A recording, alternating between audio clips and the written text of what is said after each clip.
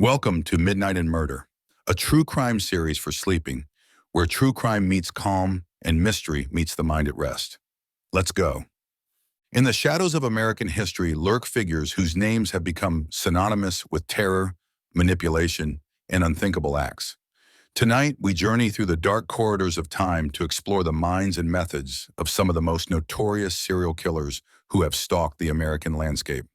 From the bustling streets of 1890s Chicago to the quiet neighborhoods of mid-century America, these are the stories that remind us that evil often wears a familiar face. Story 1. The Devil in the White City. Our story begins in Chicago, 1893, during the World's Columbian Exposition. The city gleamed with promise, its white buildings reaching toward the sky like monuments to human achievement. But in the shadow of this celebration of progress, a different kind of monument was being constructed, one built not of marble and steel, but of deception and death. Herman Webster Mudgett, better known as H. Holmes, stands as America's first documented serial killer, a man whose very name has become legend in the annals of true crime. Born in 1861 in New Hampshire, Holmes displayed troubling behaviors from an early age. As a child, he was fascinated by death, often conducting cruel experiments on animals. His intelligence was undeniable, but it was coupled with a complete absence of empathy, a combination that would prove deadly. Holmes arrived in Chicago in 1886, a time when the city was experiencing unprecedented growth. He quickly established himself in the Englewood neighborhood, taking over a pharmacy and beginning construction on what would become known as his murder castle. The three-story building at 63rd and Wallace Streets appeared ordinary from the outside, but its interior was a labyrinth of horror designed specifically for killing. The second and third floors of Holmes's building contained over 100 rooms, many windowless and soundproofed. Secret passages connected the rooms, allowing Holmes to move unseen throughout his domain. Gas jets could be turned on remotely to asphyxiate victims. Trapdoors led to chutes that delivered bodies directly to the basement, where Holmes had installed a furnace capable of cremating human remains. Some rooms contained lime pits for dissolving flesh, while others housed stretching racks and other torture devices. Holmes's methodology was as calculated as his architecture. He would advertise for employees, particularly young women, requiring them to take out life insurance policies naming him as beneficiary. He would charm his victims with his handsome appearance and smooth manner of speaking. Many knew him as a successful businessman, a pillar of the community. The reality was far different. During the World's Fair, Holmes opened the upper floors of his building as a hotel, advertising affordable rooms for out-of-town visitors. Guests would check in, but never check out. The exact number of his victims remains unknown, but estimates range from 27 to over 200 people. Holmes himself claimed to have killed only 27, but given his pathological lying, even this confession cannot be trusted. One of his most documented victims was Julia Smythe, who worked in his pharmacy. Holmes convinced her to leave her husband, promising marriage and a new life. Instead, he killed both Julia and her daughter Pearl, dissolving their bodies in lime pits in his basement. Another victim, Emmeline Sigrand, was a stenographer who worked for Holmes. She wrote letters to her family describing her employer as charming and generous. Those letters stopped abruptly when Holmes murdered her, selling her skeleton to a medical school for profit. The World's Fair provided Holmes with a perfect hunting ground. Thousands of visitors came to Chicago, many traveling alone and far from home. When they disappeared, their absence wasn't immediately noticed. Holmes took advantage of this chaos, luring visitors to his hotel with promises of comfort and affordability, then systematically murdering them for their belongings and any insurance money he could claim. Holmes's downfall began with his involvement in insurance fraud schemes outside of his murder operations. In 1894, he was arrested for insurance fraud in connection with a fire at another property he owned. As investigators dug deeper into his affairs, the horrifying truth about the building on Wallace Street began to emerge. When police finally searched the murder castle in 1895, they discovered a charnel house that defied imagination.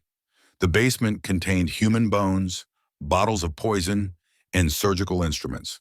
The furnace contained bone fragments and ash. In the walls, they found skeletons that had been carefully articulated for sale to medical schools. Holmes had been selling his victims' remains for additional profit. Holmes was eventually tried and convicted for the murder of his accomplice, Benjamin Pitzel, though evidence suggested he had killed Pitzel's three children as well. On May 7, 1896, Holmes was executed by hanging at Moyamensing Prison in Philadelphia. Even in death, his manipulation continued. He had requested that his body be encased in concrete to prevent grave robbing, claiming he feared medical students would steal his corpse. Some interpreted this as one final attempt to control his narrative, ensuring his body would remain intact for posterity. The murder castle didn't survive long after Holmes's execution. In 1895, the building mysteriously caught fire and burned down. Whether this was arson designed to destroy evidence or merely coincidence remains unknown. Today, a post office stands on the site, with no marker indicating the horrors that once took place there. Holmes represents a unique figure in criminal history, the first American serial killer to operate on an industrial scale. His crimes weren't acts of passion or desperation, but calculated business ventures. He built a literal killing machine and operated it with the efficiency of any other commercial enterprise. His case established many of the patterns we now associate with serial killers: the charming facade, the methodical approach, the complete lack of empathy for victims. Story 2: The Lonely Hearts Killer. Moving forward in time to the early 20th century, we encounter Harvey Murray Glatman, known as the Lonely Hearts Killer. Born in 1927 in the Bronx, Glatman's crimes would span from the 1940s to the late 1950s, representing a different evolution in American serial killing, one that took advantage of changing social dynamics and new technologies. Glatman's childhood was marked by isolation and obsession. He was a slight, unattractive boy who struggled with social interactions and developed an early fixation on bondage and control. By his teenage years, he had begun committing burglaries and sexual assaults, displaying a pattern of escalating behavior that would culminate in murder. In 1945, at age 18, Glatman was arrested for robbery and sexual assault in New York. He served 5 years in Elmira Reformatory, where he was described by psychiatrists as having psychopathic personality with sexual perversion. Upon his release in 1951, he moved to Albany, where he continued his pattern of sexual assault and robbery. Another arrest in 1956 led to his relocation to Los Angeles, where he would commit his most notorious crimes. Los Angeles in the 1950s was a city transformed by post-war prosperity and the growing influence of Hollywood. The entertainment industry attracted countless hopeful young women from across the country, many of whom struggled to find legitimate work in the competitive environment. This vulnerability made them perfect targets for predators like Glatman. Glatman's modus operandi was sophisticated for its time. He would place ads in Lonely Hearts columns of newspapers, portraying himself as a successful businessman seeking companionship. He also posed as a photographer, claiming to work for detective magazines that were popular at the time. These publications often featured staged photographs of women in distress, bound and gagged, supposedly illustrating crime stories. His first confirmed murder victim was Judy Dull, a 19-year-old model and aspiring actress. In August 1957, Glatman contacted her through a modeling agency, claiming he needed a model for a crime magazine photo shoot. He offered her $50, a significant sum for a struggling model. When Judy arrived at his apartment, Glatman pulled a gun and forced her to pose for photographs while bound and gagged. The photographs Glatman took of his victims are among the most disturbing evidence in criminal history. They document not just the murders, but the psychological torture he inflicted. The images show the progression of fear and despair in his victims' faces as they realized their situation was hopeless. Glatman kept these photographs as trophies, reviewing them repeatedly between murders. After photographing Judy Dull in various poses, Glatman drove her to a remote area in the Mojave Desert. There, he took more photographs before strangling her with rope. He buried her body in a shallow grave and returned to Los Angeles with his grisly souvenirs. Glatman's second victim was Shirley Bridgeford, a 24-year-old divorcee and mother of two. He contacted her through a Lonely Hearts Club, presenting himself as George Williams, a plumbing contractor. They arranged to meet for a date in March 1958. Bridgeford was a cautious woman who had been reluctant to date strangers, but Glatman's patient approach and seemingly genuine interest wore down her defenses. Their date followed the same horrific pattern. Glatman drove Bridgeford to a remote location, forced her to pose for photographs, then murdered her. Her body was found months later in the desert, identified through dental records. The third victim was Ruth Mercado, a 24-year-old model and stripper. In July 1958, Glatman again posed as a photographer, offering Mercado work for crime magazines. Like his previous victims, she was desperate for money and willing to trust a seemingly professional client. The pattern repeated: photographs, torture, murder, and disposal in the desert. Glatman's downfall came when he attempted to murder his fourth victim, Lorraine Vigil. On October 27, 1958, he approached Vigil, who was working as a prostitute, and offered her money to pose for photographs. But Vigil was more streetwise than his previous victims and more suspicious of his intentions. When Glatman pulled his gun and attempted to force her into his car, she fought back. The struggle attracted attention from a passing police officer who intervened just as Glatman was attempting to overpower Vigil. Faced with arrest, Glatman made a decision that would seal his fate. He confessed not just to the assault on Vigil, but to the 3 murders he had committed. During his interrogation, Glatman was remarkably cooperative, providing detailed descriptions of his crimes and leading police to the burial sites of his victims. He showed no remorse for his actions, describing the murders in the same matter-of-fact tone he might use to discuss the weather.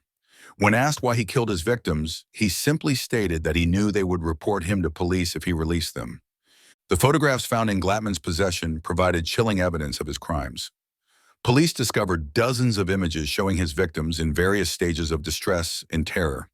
These photographs served not only as evidence, but as a window into the mind of a killer who treated human suffering as entertainment. Glatman was tried, convicted, and sentenced to death. On September 18, 1959, he was executed in the gas chamber at San Quentin Prison. His last words were reportedly, "It's better this way." He had shown no interest in appealing his sentence, seemingly resigned to his fate and perhaps even welcoming it. The Glatman case was significant for several reasons. It was one of the first serial killer cases to be extensively documented through photography, providing unprecedented insight into the killer's mindset and methodology. It also highlighted the vulnerability of women in post-war America, particularly those seeking opportunity in entertainment centers like Los Angeles. Story 3, The Phantom of Texarkana. In the spring of 1946, the twin cities of Texarkana, straddling the border between Texas and Arkansas, became the hunting ground for a killer who would terrorize the region and inspire decades of speculation. Known only as the Phantom Killer or the Texarkana Moonlight Murders, this case represents one of America's most enduring unsolved serial killing sprees. The attacks began on February 22, 1946, when Jimmy Hollis and his girlfriend Mary June LeRae were parked on a secluded lover's lane 3 miles from downtown Texarkana. A man approached their car carrying a flashlight and what appeared to be a pistol. He was described as about 6 feet tall, wearing a white mask or hood over his head with holes cut out for eyes. The attacker ordered the couple from their car and demanded money. When Hollis explained that they had very little, the man began beating him with the flashlight and the pistol butt. He then turned his attention to Laurie, sexually assaulting her with the barrel of the gun before fleeing into the darkness. Both victims survived, though Hollis required extensive medical treatment for his head injuries. Initially, police treated this as an isolated incident of robbery and assault. The description of the masked attacker was noted, but there was little evidence to work with.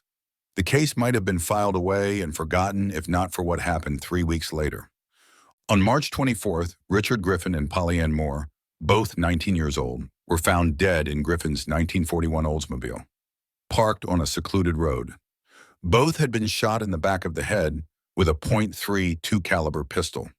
The positioning of the bodies suggested they had been moved after death, with Griffin found slumped over the steering wheel and Moore's body discovered in the back seat. The similarities to the earlier attack were unmistakable. Young couples parked in isolated locations, attacked by someone who seemed to emerge from nowhere. Police began to suspect they were dealing with a serial killer, someone who specifically targeted couples in parked cars. The community's fear intensified dramatically after the third attack on April 14th. Paul Martin, 16, and Betty Jo Booker, 15, had attended a dance and were last seen around midnight driving toward a popular parking spot. Their bodies were found the next morning, Martin's on the side of a rural road, and Booker's deep in the woods nearby. Both had been shot multiple times with a .32 caliber weapon. The positioning and condition of the bodies suggested the killer had become more sadistic. Martin appeared to have been shot while trying to run away, while Booker showed signs of sexual assault before being killed. A saxophone belonging to Martin was found at the scene, leading some to speculate that the killer had forced him to play music before the murders. Panic gripped Texarkana. Hardware stores sold out of guns, ammunition, and locks. Couples stopped parking in secluded areas, and many residents refused to leave their homes after dark. The local drive-in theater reported a dramatic drop in attendance. Parents kept their teenage children under strict curfews, and many families left town entirely until the killer was caught. The final attack occurred on May 3, 1946, but this time the killer deviated from his established pattern. Instead of targeting a couple in a parked car, he struck at a farmhouse 5 miles from town. Virgil Starks, 37, was sitting by a window reading a newspaper when he was shot twice in the back of the head through the glass. His wife, Katie, was shot in the face when she came to investigate, but survived by playing dead. Katie Stark's survival provided police with their most detailed description of the attacker. She described seeing a tall man in dark clothing running away from the house, but the lighting was poor and she had been severely injured, limiting the reliability of her account. The attack on the Starks farm created new urgency in the investigation. Texas Rangers, FBI agents, and local police flooded the area. Roadblocks were established, and officers conducted house-to-house searches. A reward fund reached $6,000, a substantial sum in 1946. Several suspects emerged during the investigation. The most prominent was Ewell Swinney, a career criminal with a history of car theft and armed robbery. Swinney's wife told police that he had committed the murders, providing details that seemed to match the crime scenes. However, her testimony was deemed unreliable due to her own criminal history and apparent mental instability. Without corroborating evidence, prosecutors never filed charges. Other suspects included a local man who had been acting strangely and making threatening comments about couples who parked in secluded areas.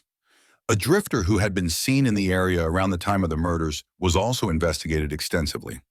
Several residents reported seeing suspicious characters near the crime scenes, but none of these leads produced concrete evidence. The investigation was hampered by jurisdictional issues as the crimes occurred in multiple counties across state lines. Communication between agencies was poor, and evidence was sometimes mishandled or lost. The intense media attention and public pressure may have also caused investigators to focus too heavily on certain suspects while overlooking others. As weeks passed without another attack, speculation grew that the killer had either died, been imprisoned for other crimes, or left the area. Some investigators believed the attacks were the work of someone passing through Texarkana, possibly a traveling salesman or migrant worker who had moved on to other locations. The case gradually faded from headlines, but it never truly disappeared from public consciousness. Over the decades, amateur investigators, journalists, and retired police officers continued to examine the evidence and propose new theories. Some suggested the killer might have been responsible for similar attacks in other states. Others believed the murders were the work of multiple perpetrators rather than a single individual. In 1976, the case gained renewed attention with the release of The Town That Dreaded Sundown, a horror film loosely based on the Texarkana murders. The movie took considerable liberties with the facts, but it introduced the case to a new generation and cemented the Phantom Killer's place in American folklore. The Texarkana Moonlight murders remain officially unsolved, though some investigators privately believe they know the identity of the killer. The case file remains active, and DNA evidence collected from the crime scenes has been preserved in hopes that advancing technology might eventually provide answers. The psychological profile of the Phantom Killer, based on the evidence and witness accounts, suggests someone who was organized, intelligent, and familiar with the local area.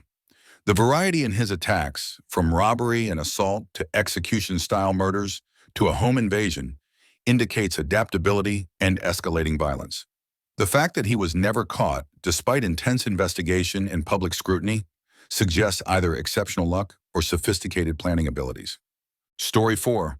The Mad Butcher of Kingsbury Run. Cleveland, Ohio in the 1930s was a city struggling through the Great Depression, its industrial neighborhoods filled with transients, hobos, and desperate individuals seeking work or shelter. It was in this environment of social upheaval that one of America's most mysterious serial killers operated, leaving behind a trail of dismembered bodies and a case that remains unsolved nearly a century later. The killer known as the Mad Butcher of Kingsbury Run, or the Cleveland Torso Murderer, terrorized the city between 1935 and 1938, though some investigators believe the murders began as early as 1933 and continued sporadically into the 1940s. The case would challenge Cleveland's police force, frustrate the famous investigator Elliot Ness, and leave behind more questions than answers. The first confirmed victim was discovered on September 5, 1935, when two boys playing in Kingsbury Run, a ravine that served as a hobo jungle and red light district, found the lower half of a male torso. The body had been cleanly severed at the waist and drained of blood. 2 weeks later, the upper portion of the same torso was found nearby, along with the victim's head. The precision of the dismemberment suggested someone with anatomical knowledge, possibly a doctor, butcher, or mortician. The victim was eventually identified as Edward Andraschi, a 28-year-old man with a criminal record who was known to frequent the area's bars and brothels. His throat had been cut and his genitals had been removed. The killer had taken considerable time with the dismemberment, using sharp instruments to separate the body at joints and carefully preserve certain organs. Just days after Andraschi's head was discovered, a second body was found in the same area. This victim, never identified, had also been decapitated and emasculated.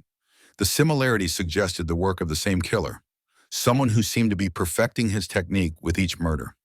The discovery of multiple dismembered bodies in Cleveland's most notorious neighborhood might have been dismissed as gang violence or the work of someone targeting the city's underworld population. However, the precision of the dismemberment and the ritualistic nature of the mutilations suggested something far more disturbing: a serial killer who was treating his victims as subjects for experimentation. The third victim, found in February 1936, was a middle-aged woman whose head was discovered in a basket near a street market. Her body was found months later in a different location, carefully dismembered and drained of blood. Like the male victims, she showed signs of torture before death, and her killer had taken time to precisely separate her body parts. As the body count mounted, Cleveland police realized they were dealing with something unprecedented. The killer seemed to select victims from society's margins: prostitutes, vagrants, and others whose disappearances might not be immediately noticed. This made investigation extremely difficult, as many victims lacked identifiable fingerprints, dental records, or concerned family members to report them missing.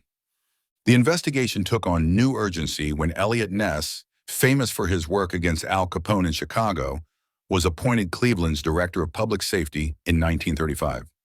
Ness brought his reputation as an incorruptible lawman and his experience with high-profile cases to the hunt for the Mad Butcher. However, this case would prove far more challenging than his previous work against organized crime. Ness assembled a team of detectives and began systematic investigation of the murders. They established that the killer had access to a location where he could dismember bodies without detection, suggesting either an isolated building or someone with medical facilities. The blood drainage indicated sophisticated knowledge of anatomy and access to proper equipment. The killer's methodology became clearer with each victim. Bodies were always found dismembered at joints, heads were typically separated from torsos, and many victims showed signs of torture or experimentation before death. Some victims appeared to have been kept alive for extended periods, suggesting the killer had a secure location where he could work undisturbed. In 1937, the case took a bizarre turn when parts of a victim were found under the Lorraine Carnegie Bridge. This location was much more public than the killer's usual dumping grounds in Kingsbury Run, leading investigators to wonder if he was becoming more brazen or if something had forced him to change his routine. The most shocking discovery came in July 1938, when authorities found the remains of 4 victims in an abandoned building in the Kingsbury Run area. The bodies were in various stages of decomposition, suggesting the killer had been using this location as a workshop for an extended period. The building was searched extensively, but few clues to the killer's identity were found. Public pressure on Ness and the Cleveland police intensified with each new discovery. The press sensationalized the case, dubbing the unknown killer the Mad Butcher and speculating about his identity and motivations. Some newspapers suggested the killer might be a doctor or a medical student, while others proposed he could be a butcher or someone with slaughterhouse experience. Several suspects emerged during the investigation. The most prominent was Dr. Francis Sweeney, a surgeon who had served in World War I and suffered from what would now be recognized as post-traumatic stress disorder. Sweeney had been drinking heavily and exhibiting erratic behavior around the time of the murders. He also had the medical knowledge and access to facilities that would have made the precise dismemberments possible. Ness personally interrogated Sweeney and came to believe he was the killer. However, the evidence was largely circumstantial, and Sweeney came from a prominent family with political connections. Rather than face the uncertainty of prosecution, Sweeney voluntarily committed himself to a psychiatric hospital, where he remained for the rest of his life. The murders stopped after his commitment, which Ness took as confirmation of his guilt. Other suspects included a railroad worker who had access to boxcars where bodies could be dismembered and transported, and several individuals with medical training who lived or worked in the Kingsbury Run area. A man known only as the American Sweeney was also investigated extensively, but no concrete evidence linking him to the murders was ever found. The case officially remains unsolved, though many investigators privately believe Dr. Sweeney was responsible for at least some of the murders. The total number of victims is disputed, with estimates ranging from 12 to 20 or more individuals. Some bodies may have been completely destroyed or never discovered, making an exact count impossible. The Mad Butcher case represents a unique challenge in criminal investigation. A serial killer who specifically targeted society's most vulnerable members, operated in an area where violence was common, and possessed the skill to eliminate evidence through dismemberment. The killer's apparent medical knowledge and access to facilities where he could work undisturbed suggests someone with education and resources, yet he chose victims from the lowest levels of society. The psychological profile of the Mad Butcher suggests someone with deep-seated hostility towards certain types of people, possibly combined with sexual dysfunction and a need for complete control over his victims. The ritualistic nature of the dismemberments and the apparent torture inflicted before death indicates someone who derives psychological satisfaction from the process of killing rather than just the result. Story 5. The Quiet Predator. Not all serial killers operate with the theatrical flair of H.H. Holmes or the obvious brutality of the Mad Butcher. Some of the most dangerous predators hide in plain sight, using their ordinary appearances and social skills to gain access to victims. Such was the case with Harvey Carignan, known as the Want Ad Killer, who terrorized the American Midwest from the 1960s through the 1970s. Born in 1927 in Fargo, North Dakota, Carignan's early life showed few obvious warning signs of the monster he would become. He was raised in a working-class family and served in the military during World War II. However, beneath his unremarkable exterior lurked a violent misogynist who viewed women as objects to be used and discarded. Carignan's criminal career began in 1949 when he was convicted of attempted murder in Alaska. He had attacked a woman with a hammer, leaving her for dead. This early crime established a pattern that would define his later murders: the use of blunt instruments, typically hammers, and an extreme level of violence directed specifically at women. After serving time for the Alaska assault, Carignan moved to Minnesota, where he married and attempted to live a conventional life. For a time, he worked various jobs and maintained the appearance of a respectable citizen. However, his violent urges could not be suppressed indefinitely, and by the 1960s, he had begun killing again. Carignan's method was insidious in its simplicity. He would place classified advertisements in newspapers, typically offering employment opportunities to young women. The ads were carefully crafted to appeal to students or women in financial difficulty, secretarial positions, modeling opportunities, or other jobs that seemed legitimate and attractive to his target demographic. When women responded to his ads, Carignan would arrange to meet them in public places, maintaining the facade of a legitimate businessman. He was articulate, well-dressed, and convincing in his role as a potential employer. This initial meeting would typically go well, with Carignan offering the job and suggesting they drive to the workplace to complete the paperwork. Once he had isolated his victims in his vehicle, Carignan's true nature emerged.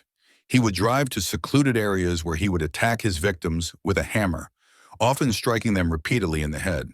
Some victims survived these initial attacks, but many died from the severe brain trauma inflicted by Carignan's weapon of choice. One of his most notorious crimes occurred in 1973 when he placed an ad seeking a secretary for his business. Lisa King, a 19-year-old student, responded to the ad and met Carignan at a public location. Following his established pattern, he convinced her to drive with him to see the office where she would be working. Instead, he drove her to a remote area and attacked her with a hammer. King survived the initial assault and managed to escape, stumbling through the woods until she found help. Her testimony would later be crucial in Carignan's prosecution. She described her attacker as calm and methodical, showing no emotion as he struck her repeatedly with the hammer. This coldness, combined with the precision of his attacks, suggested someone who had committed similar crimes before. Carignan's downfall began when police started connecting his classified ads to missing persons reports. Investigators noticed that several young women had disappeared shortly after responding to employment ads that shared similar characteristics. All promised good pay for simple work, all requested in-person meetings, and all had been placed by a man using various aliases. The investigation revealed that Carignan had been using multiple names and fake business addresses to place his ads across several states. He would typically operate in one area for a few months, then move to a new location when he sensed police attention. This mobility made it difficult for law enforcement to track his activities and connect crimes across jurisdictions. When Carignan was finally arrested in 1974, police found extensive evidence of his crimes. His car contained bloodstains that matched several victims, and he possessed multiple driver's licenses under different names. Most damning was a collection of newspaper clippings about missing women, many of whom were later confirmed to be his victims. During his interrogation, Carignan initially denied any involvement in the murders. However, as evidence mounted against him, he began to reveal details about his crimes. His confessions were notable for their lack of remorse. He described the murders in matter-of-fact terms, as if discussing routine business transactions. Carignan claimed that his attacks were motivated by religious delusions, stating that God had commanded him to punish immoral women. However, investigators noted that his victim selection seemed more opportunistic than ideologically driven. He targeted women who were vulnerable and unlikely to be immediately missed, suggesting that practical considerations outweighed any supposed religious motivations. The psychological evaluation of Carignan revealed a complex personality disorder characterized by deep-seated misogyny, narcissism, and an inability to form genuine emotional connections. He viewed women as inferior beings who existed solely for his use and disposal. This worldview, combined with his intelligence and social skills, made him an extremely dangerous predator.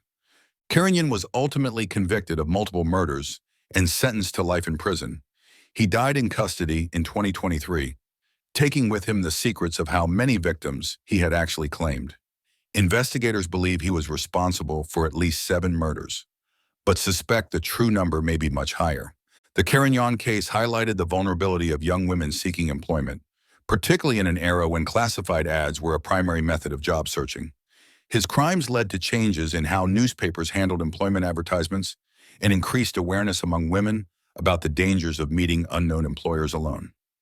As we conclude this journey through America's darkest chapters, we're reminded that evil often wears ordinary faces and operates in familiar spaces. These killers moved among us, their neighbors and victims, unaware of the darkness that lurked beneath seemingly normal exteriors. From Holmes's architectural horrors to Carignan's classified ad deceptions, each case reveals how predators adapt to their times, exploiting the vulnerabilities and trust of their communities. These stories serve not just as entertainment, but as reminders of the importance of vigilance, the value of thorough investigation, and the necessity of protecting society's most vulnerable members. In the shadows of history, these names remain as warnings, proof that monsters are real, and they often live closer than we dare imagine. Story 6. The Night Stalker. Terror in the Darkness. The summer of 1985 was supposed to be a time of optimism in Los Angeles. The city was preparing for the Olympics' aftermath glow. Beaches were packed, and the California dream seemed within reach for many. But as the sun set each evening, a different reality took hold. In the darkness, something evil prowled the streets, turning the city of angels into a landscape of fear. It began with whispers, hushed conversations between neighbors about break-ins that seemed different somehow. These weren't ordinary burglaries. Windows and doors were left open, as if the intruder wanted to be noticed. Valuables were often left behind. Instead, there were far more sinister calling cards. Pentagrams drawn on walls, mirrors, and sometimes carved into the flesh of victims who survived to tell their tales. Richard Leva Munoz Ramirez was born on February 29, 1960, in El Paso, Texas, the youngest of 5 children in a family that would unknowingly nurture darkness. His childhood was a perfect storm of trauma, violence, and twisted influences that would eventually create one of America's most notorious serial killers. The Ramirez household was chaotic and brutal. Julian Ramirez, Richard's father, was a Mexican immigrant who worked for the Santa Fe Railway. He was also a man prone to violent rages, often taking out his frustrations on his children with savage beatings. Richard learned early that power came through fear, that violence was a language that commanded respect. But it was his cousin Miguel, fresh from the Vietnam War, who would become Richard's most influential teacher. Miguel was a Green Beret who had served multiple tours in Southeast Asia, and he returned home carrying more than just medals. He brought with him a collection of Polaroid photographs that would haunt young Richard's dreams and shape his future nightmares. The photographs showed Miguel's war crimes, Vietnamese women he had raped, tortured, and murdered. Miguel would show these images to his impressionable teenage cousin, describing in graphic detail the acts of violence and sexual assault. He spoke of killing with the casual tone of someone discussing the weather, teaching Richard that human life was disposable, that power over others was intoxicating. In 1973, when Richard was just 13 years old, his education in violence reached a horrifying crescendo. He was present when Miguel, in a fit of rage during a domestic dispute, shot and killed his wife Jessie in front of Richard's eyes. The boy watched as his hero, his mentor in darkness, pulled the trigger and ended a human life with cold calculation. The trauma of witnessing this murder, combined with years of physical abuse and exposure to Miguel's war photographs, created fractures in Richard's psyche that would never heal. He began experimenting with drugs, starting with marijuana and quickly escalating to harder substances. LSD became his escape, but it also opened doors in his mind that perhaps should have remained forever closed. As Richard entered his teenage years, his behavior became increasingly erratic and violent. He developed an obsession with Satanism, drawn to its promise of power and its rejection of conventional morality. The pentagram became his symbol, representing his allegiance to darkness and his rejection of the light. He dropped out of high school and drifted into a life of petty crime. Car theft, burglary, drug dealing. These were his early experiments in breaking society's rules. But they were just practice for something far worse that was growing inside him like a cancer. The drugs warped his perception of reality. Cocaine and PCP became his constant companions, fueling paranoid delusions and amplifying his violent impulses. He began to believe that he was chosen, that Satan himself had marked him for a special purpose. The line between reality and hallucination blurred until it disappeared entirely. By the early 1980s, Richard had moved to Los Angeles, drawn by the city's sprawling anonymity and endless opportunities for crime. He lived in cheap hotels and abandoned buildings, emerging at night to prowl the streets like a predator hunting for prey. His first attempts at serious crime were clumsy, marked by the desperation of addiction rather than calculated malice. But he learned quickly, adapting his methods, studying his failures, and gradually transforming into something more dangerous than a common criminal. The night of June 28, 1984, marked the beginning of what would become known as the Night Stalker's reign of terror, though it would be nearly a year before authorities connected the dots. Jenny Vinkow, a 79-year-old widow living alone in Glassell Park, became Richard's first confirmed murder victim. He entered her apartment through an open window, moving silently through the darkness like a shadow given form. What happened next would establish the pattern that would terrorize Los Angeles for the next year.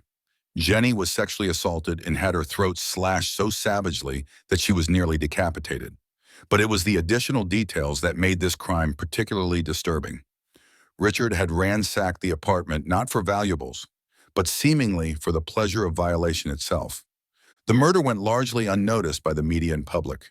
Jenny Vinco was just another elderly victim of urban crime, her death a sad but unremarkable statistic in a city where violence was commonplace. But for Richard, it was a revelation.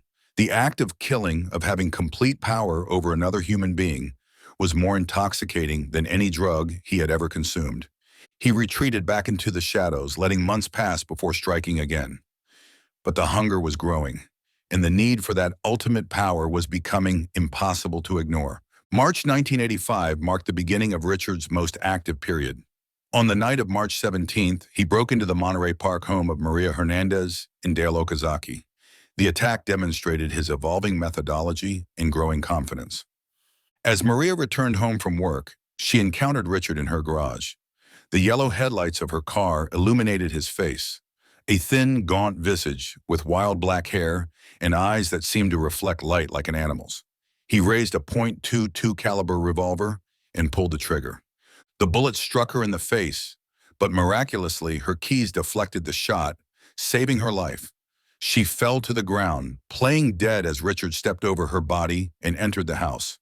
Inside, he found her roommate, Dale Okazaki, and shot her through the forehead, killing her instantly. Less than an hour later, Richard struck again. He pulled Silene Yu from her car just blocks away, shooting her multiple times and leaving her to die on the street. 2 attacks in one night, 3 women shot, 2 dead. The Night Stalker was accelerating his timeline of terror. The randomness of his attacks was perhaps the most terrifying aspect. There was no pattern to his victim selection beyond opportunity and vulnerability. He might target a young couple one night and an elderly widow the next. Wealthy neighborhoods and working-class areas were equally at risk. No one was safe. On March 27, Vincent and Maxine Zazzara became the Night Stalker's next victims in their Whittier home. The crime scene revealed new elements of Richard's twisted psychology. Not only had he shot Vincent and savagely beaten Maxine, but he had also gouged out Maxine's eyes and taken them with him as trophies. The brutality was escalating, and the ritualistic elements were becoming more pronounced. It was the attack on William and Lily Doy in May 1985 that first introduced law enforcement to Richard's satanic obsession. After shooting William in the head and sexually assaulting Lily, he drew a pentagram on the bedroom wall in lipstick. When Lily survived the attack, she was able to describe the symbol to police, adding a new dimension to their investigation. The pentagram became Richard's signature, his way of claiming responsibility and striking fear into the hearts of his victims and the community. He would draw the 5-pointed star on walls, mirrors, and sometimes even carve it into the flesh of those who survived his attacks. Each symbol was a message. Satan was at work in Los Angeles, and Richard was his instrument of chaos. The media began connecting the dots between the various home invasion murders and assaults. The term Night Stalker was coined, capturing both his preference for attacking under cover of darkness and his seemingly supernatural ability to move unseen through the city. Detective Gil Carrillo and Sergeant Frank Salerno were assigned to head the task force investigating the Night Stalker murders. They faced an almost impossible challenge, tracking a killer who struck randomly, left minimal physical evidence, and seemed to vanish into the urban landscape like smoke. The investigation was complicated by the sheer volume of violent crime in Los Angeles during the 1980s. Gang violence, drug-related murders, and other serial killers were competing for resources and attention. The Night Stalker was just one monster among many prowling the streets of the city. June and July of 1985 saw Richard's attacks reach a fever pitch. He struck repeatedly, sometimes multiple times in a single week. The randomness of his target selection made it nearly impossible for police to predict where he might strike next. On the night of May 29th, he invaded the Monrovia home of Malvina Keller, an 83-year-old widow. He beat her to death with a hammer, then ransacked her home. But again, valuable items were left behind. It wasn't robbery that motivated him. It was the act of violence itself, the godlike power of deciding who lived and who died. Ruth Wilson, a 41-year-old nurse, was sleeping in her Burbank apartment when Richard broke in through a window on June 1st. He beat her unconscious with a tire iron, then sexually assaulted her. When she regained consciousness, she found a pentagram drawn on her bathroom mirror in lipstick. Ruth survived, but like so many others, she was forever changed by her encounter with pure evil. The attacks on Patsy Higgins and Mary Louise Cannon in July demonstrated Richard's increasing boldness. Both women were attacked in their homes in Arcadia and Monrovia, respectively. Patsy's throat was slashed and Mary Louise was beaten to death with a hammer. The brutality was becoming more savage with each attack, as if Richard was feeding off the terror he created. By midsummer 1985, Los Angeles was in the grip of panic.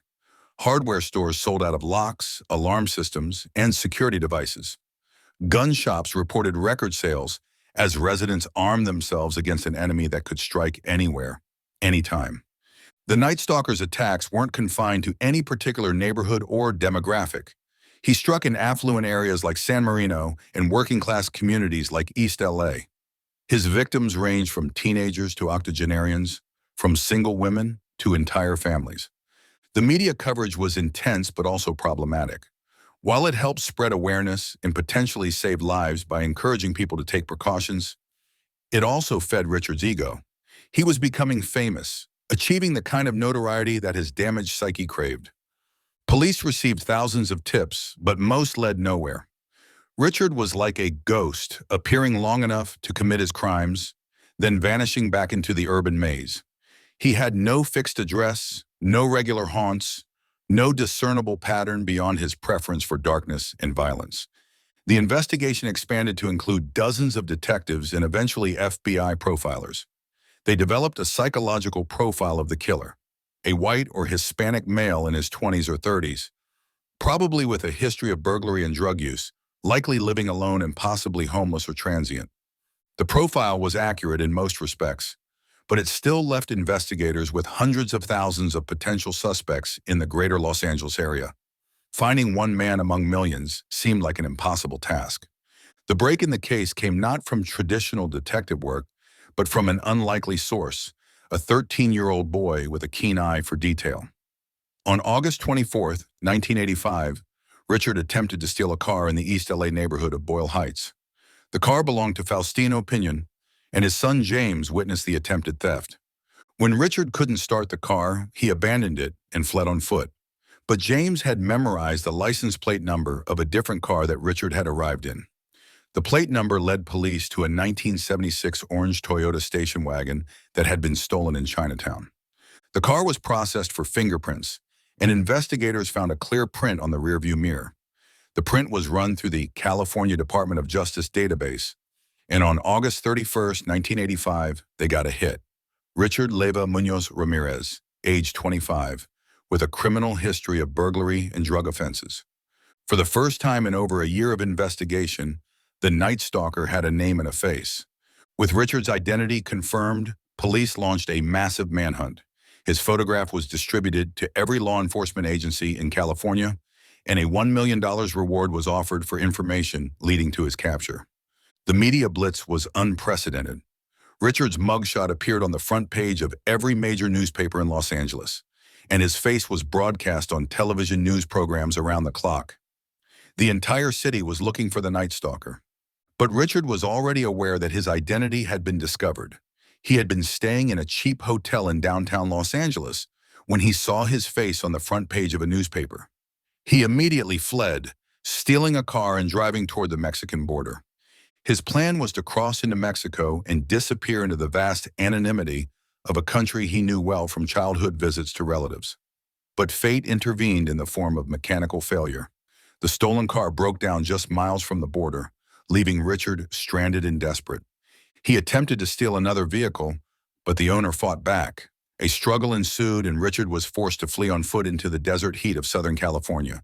He was now a man without options, hunted by every law enforcement agency in the state, and with nowhere to hide. On August 31, 1985, exactly 1 month after his last confirmed attack, Richard made a fatal mistake. Desperate and exhausted from his flight, he returned to Los Angeles, perhaps hoping to blend back into the urban landscape where he had operated so successfully for over a year. He was in the East LA neighborhood of Boyle Heights, the same area where his car had been spotted, when he was recognized by a group of local residents. They had seen his photograph in the newspapers and on television, and they immediately knew they were face to face with the Night Stalker. Instead of calling police and waiting for their arrival, the community took justice into their own hands. A group of men began chasing Richard through the streets, shouting, "El Matador," the killer, and calling for others to join the pursuit. The chase lasted for several blocks, with more and more people joining in as word spread that the Night Stalker had been spotted. Richard ran desperately, but he was outnumbered and outpaced by the growing crowd of pursuers. He was finally cornered near a fence, where he attempted to climb over and escape. But the crowd caught up to him, pulling him down and delivering their own form of rough justice. By the time police arrived, Richard was badly beaten but alive, and the Night Stalker's reign of terror was finally over. The capture of Richard Ramirez marked the end of one of the most terrifying crime sprees in Los Angeles history.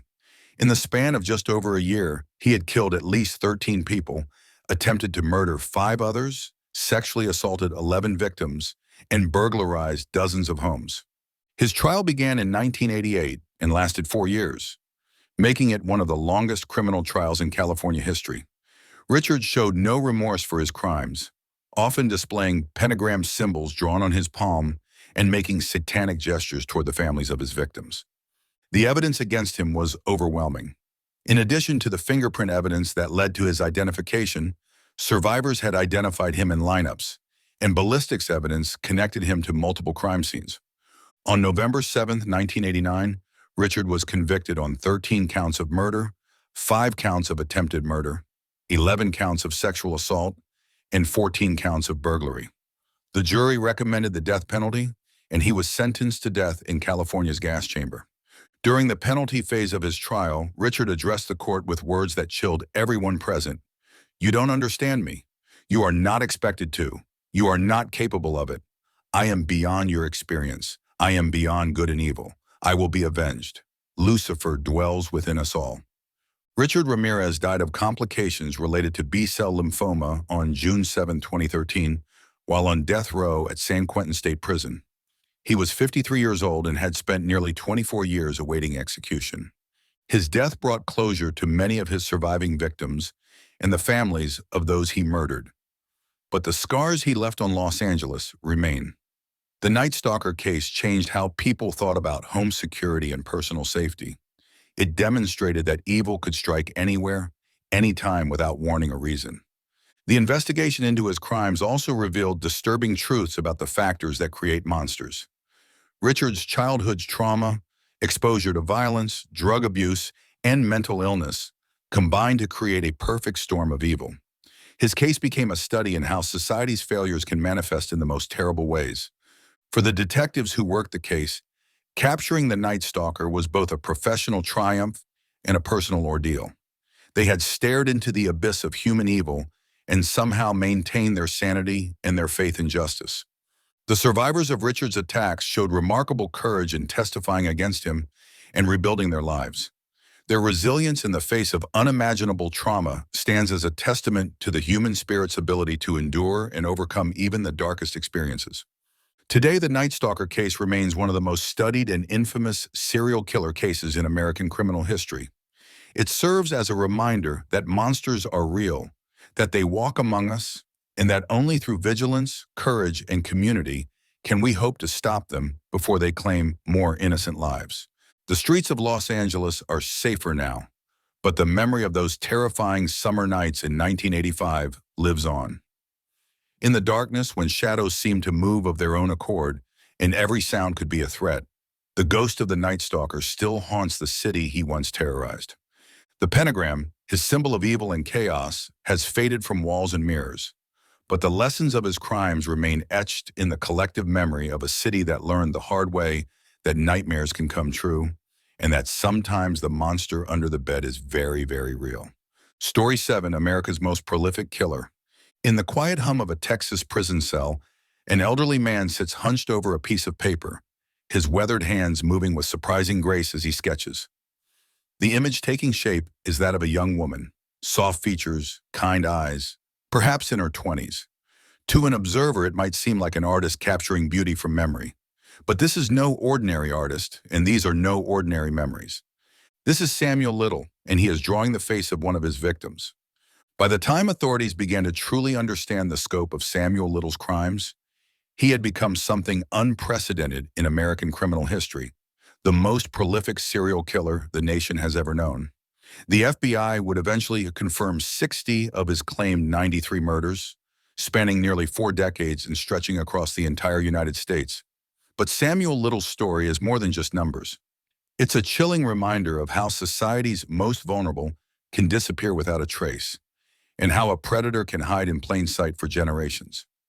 Samuel McDowell was born in 1940 in Reynolds, Georgia, but he wouldn't keep that name for long. Raised primarily by his grandmother after his mother abandoned him, he learned early that identity was fluid, that names could be changed, stories could be altered, and people could simply vanish. By his teens, he had adopted the surname Little, perhaps the first of many reinventions that would help him evade justice for decades. Little's criminal career began not with murder, but with theft, fraud, and assault. He was a drifter, moving from city to city, state to state, always staying one step ahead of the law. He developed a particular pattern, targeting vulnerable women, often sex workers, drug addicts, or those living on society's margins. These were women whose disappearances might not be immediately noticed, whose cases might not receive the same attention from overwhelmed police departments. But Little possessed something that set him apart from other predators, an extraordinary memory for faces and an artist's eye for detail. While other killers might forget their victims, Little remembered them all. He could recall not just their faces, but the color of their hair, the clothes they wore, even the location where he had left their bodies. This photographic memory would prove to be both his greatest asset as a killer and, ultimately, the key to his undoing: the invisible victims. Throughout the 1970s and 1980s, Samuel Little perfected his technique. He would approach women in bars, on street corners, or at bus stops. Charming when he needed to be, he had a gift for appearing harmless, just another face in the crowd. He preferred strangulation, using his powerful hands to choke the life from his victims. Unlike killers who used weapons or left obvious signs of violence, Little's method often left bodies that appeared to have died from drug overdoses or natural causes. This was no accident. Little understood something that many serial killers didn't. In an era before DNA testing and sophisticated forensic techniques, a body found in an alley or vacant lot, especially if it belonged to someone already marginalized by society, might receive only a cursory investigation. Many of his victims were never identified. Some were buried as Jane Does. Others were cremated after brief investigations concluded they had died of overdoses. Consider the case of Mary Jo Brosley, a young woman Little encountered in Mississippi in 1982. She was struggling with addiction, estranged from her family, surviving on the streets. When her body was found weeks later, the initial investigation lasted mere days. The coroner ruled it an overdose. The case was closed. Mary Jo became another statistic, another tragedy in America's ongoing struggle with drugs and homelessness. No one suspected that she had actually been murdered by a man who would go on to kill dozens more. What makes Samuel Little's story particularly disturbing is not just the number of his victims, but how long he was able to continue killing. Time and again, he was arrested for various crimes: assault, theft, rape, but he was also repeatedly released. The justice system of the 1970s and 1980s was not equipped to recognize the patterns that seem obvious in hindsight. In 1982, Little was charged with the murder of Melinda Rose LaPree in Mississippi. The evidence seemed solid. Witnesses had seen them together, and Little had a history of violence against women. But in a development that would be repeated throughout his criminal career, the charges were eventually dropped due to lack of evidence. LaPree's death was reclassified as a drug overdose, and Little walked free to kill again. This pattern repeated itself across the country. In California, Texas, Florida, Ohio, wherever Little went, women died. But the deaths were scattered across jurisdictions, across years, across a continent. There was no central database to track such patterns, no system in place to connect a death in Los Angeles with another in Miami. Little exploited these gaps with the cunning of a man who understood exactly how the system worked and how it could be beaten. By the early 2000s, advances in forensic science began to catch up with Samuel Little's decades of violence. DNA testing could now link crimes across vast distances and time periods. Cold case units were being established in police departments nationwide, staffed with detectives who had the time and resources to revisit unsolved murders. In 2012, Little was arrested in Kentucky on a drug charge. His DNA was entered into the national database, and suddenly connections began to emerge. A murder in Los Angeles from 1987, another in Texas from 1994. One by one, the cold cases began to warm up. Detective Mitzi Roberts of the Los Angeles Police Department was among the first to see the bigger picture. As she reviewed the evidence connecting Little to multiple murders, she realized they were dealing with something unprecedented. This wasn't just a serial killer. This was potentially the most prolific serial killer in American history. The breakthrough came when detectives decided to appeal to Little's ego. They knew he was intelligent, that he took pride in his crimes, and that he had an extraordinary memory for detail. Instead of simply interrogating him, they began to treat him as an expert on his own crimes. They brought him sketch pads and colored pencils. They listened to his stories, and slowly, carefully, Samuel Little began to confess.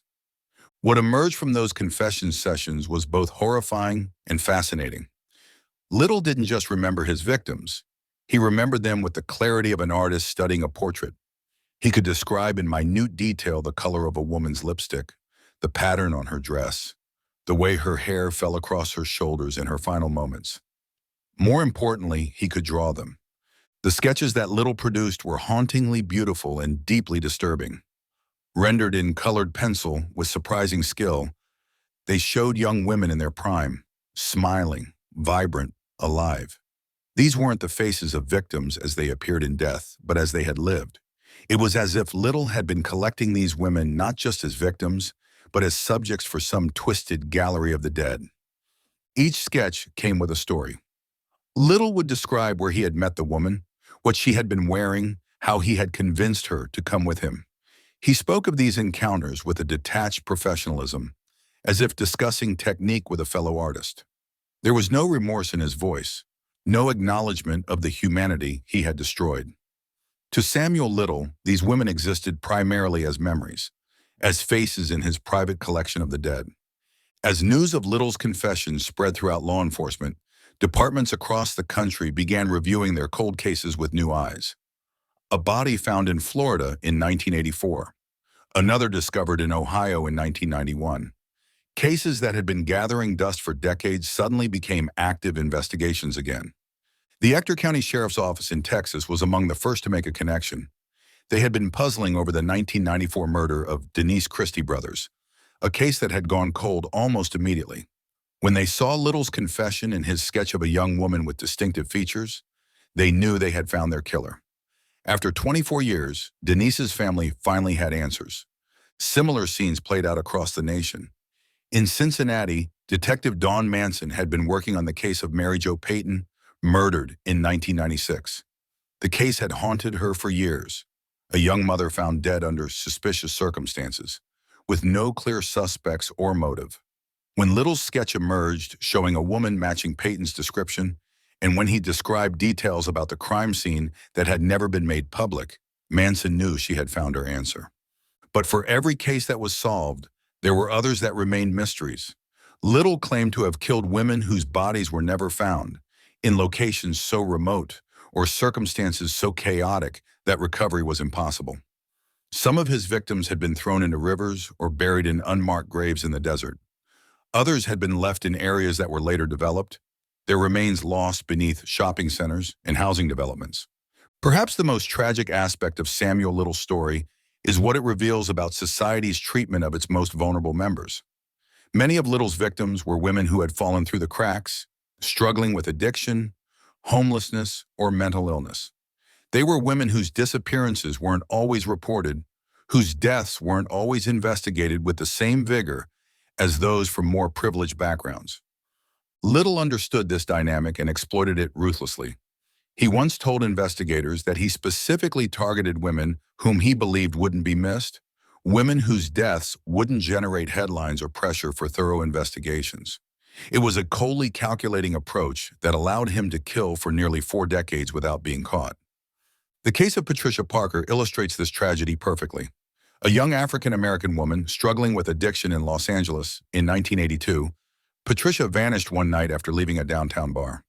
Her family reported her missing, but with limited resources and dozens of similar cases, the police investigation was brief. Her body was never found. For nearly 40 years, Patricia's family lived with unanswered questions and unresolved grief. Only when Samuel Little confessed to her murder did they finally learn what had happened to their daughter, their sister, their loved one. What drives a man to kill nearly 100 people over the course of 4 decades? Psychologists and criminologists have studied Samuel Little extensively, trying to understand the mind behind such unprecedented violence. What they've found is a man of considerable intelligence and cunning, someone who approached murder with the methodical planning of a professional. Little exhibited classic psychopathic traits, a complete lack of empathy, an inability to form genuine emotional connections, and a grandiose sense of self-importance. But he also possessed qualities that set him apart from other serial killers.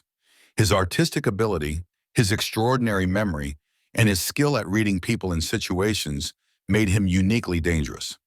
Unlike killers who were driven by obvious mental illness or uncontrolled rage, Little approached his crimes with calm calculation. He studied his potential victims, learned their routines, identified their vulnerabilities. He was patient, sometimes spending weeks or months getting close to a woman before making his move. This patience, combined with his intelligence and mobility, made him nearly impossible to catch using the investigative techniques available during most of his killing spree. By 2018, Samuel Little had been convicted of multiple murders and sentenced to life in prison without the possibility of parole. But his story was far from over. As investigators continued to verify his confessions and connect his crimes to cold cases across the country, the true scope of his violence became clear. The FBI officially named him the most prolific serial killer in United States history, with confirmed victim counts that dwarfed even notorious killers like Ted Bundy or John Wayne Gacy. Little seemed to take pride in this distinction. In his final interviews, he spoke with satisfaction about his place in criminal history. He had achieved a kind of immortality, not through art or achievement, but through an unprecedented scale of destruction. Even as his health failed and his body weakened, his memory remained sharp, his ability to recall and describe his crimes undiminished. The families of his victims faced a complex mix of emotions. For some, Little's confessions brought closure after decades of uncertainty.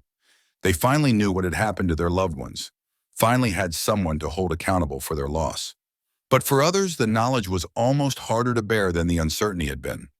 Learning that a family member had been the victim of such calculated violence, that their death had been just one of many in a killer's long career, brought a new kind of pain. Samuel Little died in prison in December 2020, taking with him the details of any crimes he had not yet confessed to. But his legacy extends far beyond his individual story. His case highlighted critical flaws in how American law enforcement handles missing persons cases, particularly when the victims come from marginalized communities. It exposed the deadly consequences of jurisdictional boundaries that prevent police departments from sharing information effectively. In response to cases like Little's, law enforcement agencies have developed new protocols for handling missing persons cases and investigating unidentified remains.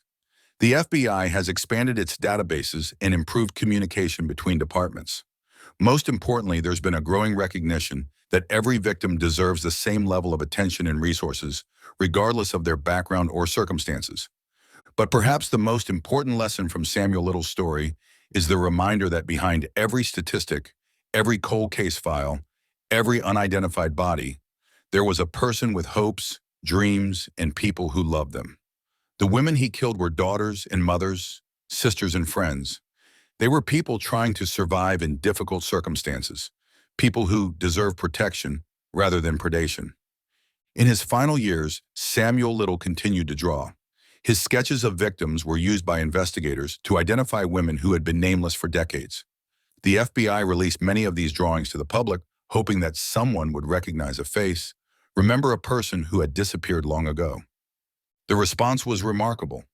Tips poured in from across the country as people recognized faces from the past: a cousin who had vanished in the 1980s, a friend who had simply stopped coming around, a daughter who had called less and less frequently before disappearing entirely.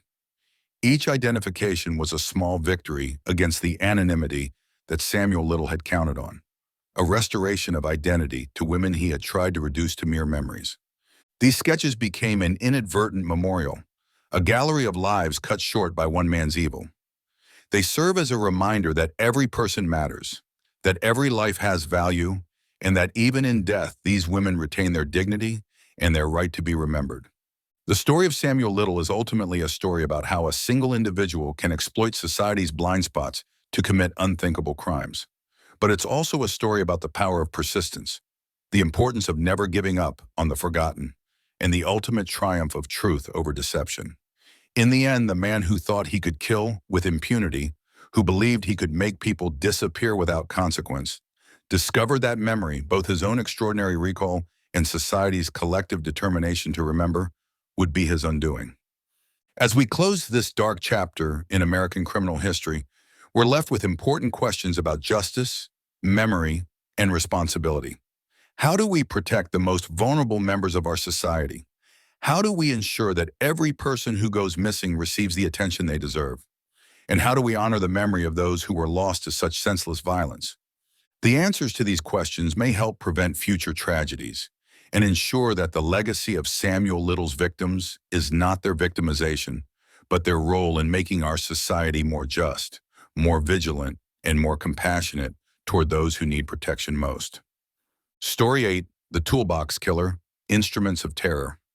The summer of 1979 in Southern California should have been filled with beach days, teenage laughter, and the carefree spirit of youth. Instead, it became a season of unimaginable horror that would forever change how we think about predators who walk among us. This is the story of Lawrence Bittaker, a man whose very name still sends chills through the corridors of criminal justice, and whose crimes were so methodical, so calculated, that he earned one of the most chilling monikers in the annals of American serial murder, the Toolbox Killer. To understand the monster that Lawrence Bittaker became, we must first examine the man he once was. Born on September 27, 1940, in Pittsburgh, Pennsylvania, Bittaker's early life was marked by abandonment and instability. His birth parents gave him up for adoption when he was still an infant, setting the stage for a childhood that would be anything but normal. The Bittakers, his adoptive family, provided him with a home, but something fundamental was missing from Lawrence's psychological development. Even as a child, there were warning signs that those around him either missed or chose to ignore. Teachers noted his unusual behavior, his difficulty forming genuine connections with other children, and an underlying current of aggression that seemed to simmer just beneath the surface. By the time he reached adolescence, Bittaker had already begun his journey down a dark path that would eventually lead to some of the most horrific crimes in American history. His first serious brush with the law came in 1957, when he was just 17 years old. Caught attempting to rob a store, Bittaker was sent to the California Youth Authority, where he would spend the next several years. But rather than rehabilitation, this experience seemed to harden him further. Fellow inmates and counselors later recalled a young man who was intelligent, manipulative, and possessed of a cold calculation that was deeply unsettling. Upon his release, Bittaker's criminal activities escalated. Throughout the 1960s and early 1970s, he found himself in and out of prison for various offenses, including robbery, grand theft, and burglary. Each stint behind bars seemed to refine his criminal skills rather than reform his character. He became adept at reading people, understanding their weaknesses, and exploiting them for his own gain. It was during one of these prison terms at the California Men's Colony in San Luis Obispo that Lawrence Bittaker would meet the man who would become his partner in the most heinous crimes imaginable. Roy Lewis Norris, a fellow inmate with his own history of sexual violence and criminal behavior, shared Bittaker's twisted worldview and lack of empathy for others. The two men discovered they had more in common than just their criminal records. Both harbored dark fantasies about violence against women, and both possessed the kind of cold detachment that allowed them to discuss these fantasies as if they were planning a business venture rather than contemplating human suffering. Their conversations in prison became increasingly detailed, increasingly specific, as they began to formulate what they would later refer to as their program. When Bittaker was released from prison in late 1978, he immediately began preparing for what he saw as the next phase of his criminal career. He purchased a silver GMC van, which he modified with soundproofing and various restraints. To the outside world, it looked like any other work van, but Bittaker was transforming it into a mobile chamber of horrors. The van wasn't just transportation. It was carefully designed to be a prison on wheels. Bittaker installed a sliding door that could be locked from the inside, ensuring that once someone was inside, escape would be virtually impossible. He equipped the vehicle with tools that would later give him his infamous nickname: hammers, pliers, ice picks, and other implements that could be used to inflict maximum pain and terror. When Roy Norris was released from prison in January 1979, the two men reunited and put their twisted plan into action. They decided to target young women, specifically teenagers, who they perceived as vulnerable and easy to overpower. Their methodology was as calculating as it was evil. They would cruise areas popular with young people, identify potential victims, and then use various ruses to get them into the van. The first victim was Lucinda Schaefer, a 16-year-old girl who was approached by the two men on June 24, 1979, in Manhattan Beach, California. Using the pretense of asking for directions, they managed to get close enough to force her into their van. What happened next was so horrific that even hardened detectives and FBI agents would later describe it as among the worst crimes they had ever encountered. Bittaker and Norris didn't simply kill their victims. They tortured them systematically, using the tools in their van to inflict unimaginable pain and suffering. They recorded some of these sessions on audio tape, creating a permanent record of their victims' final moments that would later serve as crucial evidence in their prosecution. Over the course of 5 months from June through October of 1979, Bittaker and Norris would claim 5 victims: Lucinda Schaefer, Andrea Hall, Jackie Gilliam, Jacqueline Leah Lamb, and Shirley Lynette Ledford. Each young woman was abducted, tortured, and murdered with a brutality that defied comprehension. The methods used by these killers were so extreme that even today, decades later, many of the details remain sealed in court records to protect the families of the victims and to prevent copycat crimes. What we do know is that Bittaker approached torture with the same methodical precision that a craftsman might approach his work, selecting different tools for different purposes and taking perverse pleasure in the suffering he inflicted. The investigation into these crimes was one of the most challenging that law enforcement had ever faced. The victims seemed to disappear without a trace, leaving behind only worried families and few clues for investigators to follow. It wasn't until October 1979, when a witness saw Shirley Ledford being forced into a van, that police finally had their first real lead. The arrest of Roy Norris came first, following his attempt to assault another young woman who managed to escape and provide police with a description of both him and the van. When investigators searched Norris, they found photographs of some of the victims, which led them to Bittaker and the discovery of the modified van that had served as their mobile torture chamber. What police found inside that van would haunt investigators for years to come. Along with the various tools and restraints, they discovered audio recordings that provided horrific evidence of what these monsters had done to their victims. The tapes were so disturbing that they would later be used sparingly in court, and many law enforcement officials who heard them required psychological counseling. The legal proceedings that followed were complex and emotionally charged. Roy Norris, perhaps hoping to save his own life, agreed to cooperate with prosecutors and testified against his former partner. His testimony provided crucial details about their crimes and helped establish the premeditated nature of their actions. Lawrence Bittaker, however, showed no remorse throughout the entire process. Court observers noted his cold demeanor, his apparent lack of emotion when confronted with evidence of his crimes, and his continued attempts to manipulate the legal system to his advantage.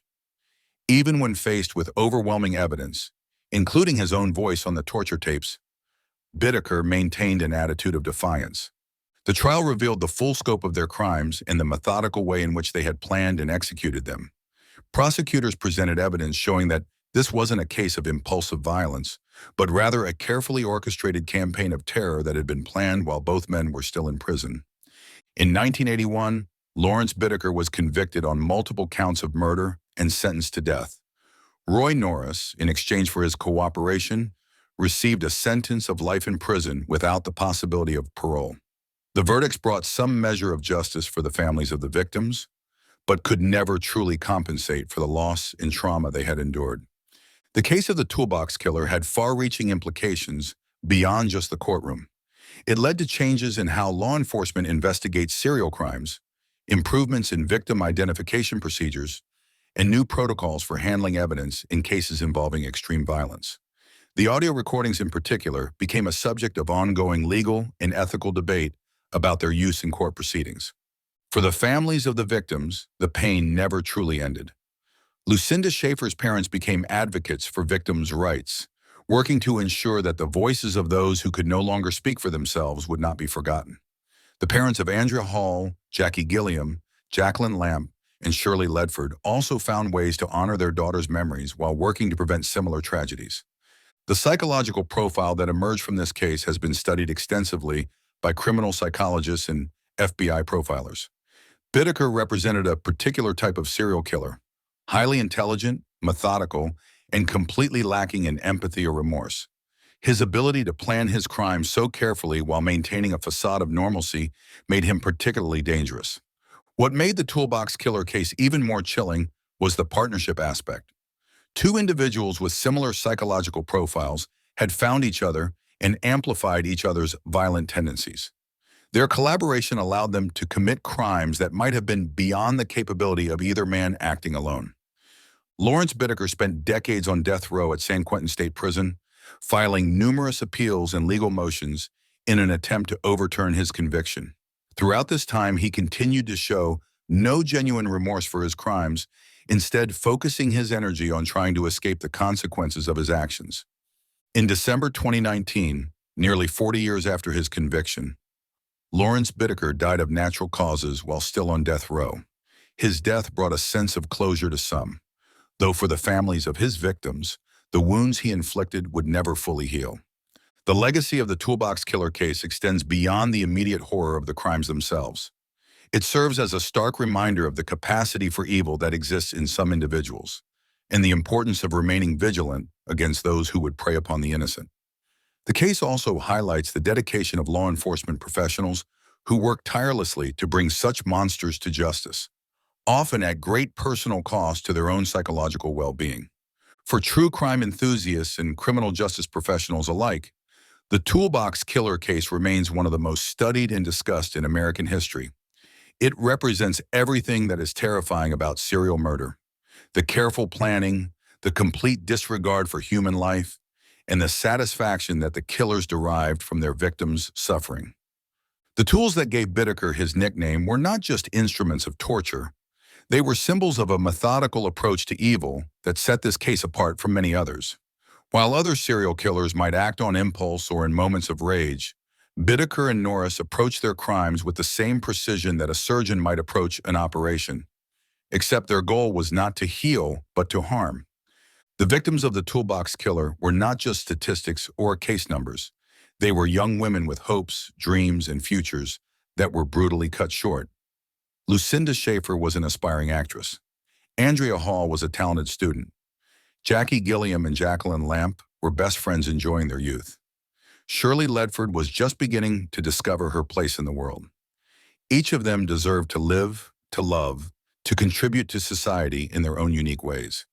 The investigation that brought Bittaker and Norris to justice was a testament to the skill and dedication of law enforcement professionals who refused to give up, even when faced with crimes that seemed almost too horrible to believe. Detectives worked countless hours, following every lead, analyzing every piece of evidence, and building the case that would eventually put these monsters behind bars. The Toolbox Killer case also serves as a reminder of the importance of the criminal justice system in protecting society from those who would do harm. While the death penalty remains a subject of debate, there can be little argument that individuals like Lawrence Bittaker represent a clear and present danger to society that must be addressed. As we reflect on this dark chapter in American criminal history, we must remember not just the horror of what was done, but also the courage of those who worked to bring justice to the victims. From the investigators who pursued the case relentlessly to the prosecutors who presented the evidence in court, many individuals played crucial roles in ensuring that these crimes did not go unpunished. The story of the Toolbox Killer is ultimately a story about the duality of human nature. It shows us the depths to which some individuals can sink, but it also demonstrates the heights to which others can rise in their pursuit of justice and their dedication to protecting the innocent. In the end, Lawrence Bittaker's legacy is not one of fear and terror, but of the triumph of justice over evil, and the reminder that even in our darkest moments, there are those who will stand up and fight for what is right. The victims of the Toolbox Killer will never be forgotten, and their stories serve as a powerful reminder of the preciousness of life and the importance of protecting those who cannot protect themselves. Story 9, the end. So close your eyes. Let the hush of the night wrap around you. And know this: some stories don't end. They drift. They dream. They wait for you to listen again. Good night.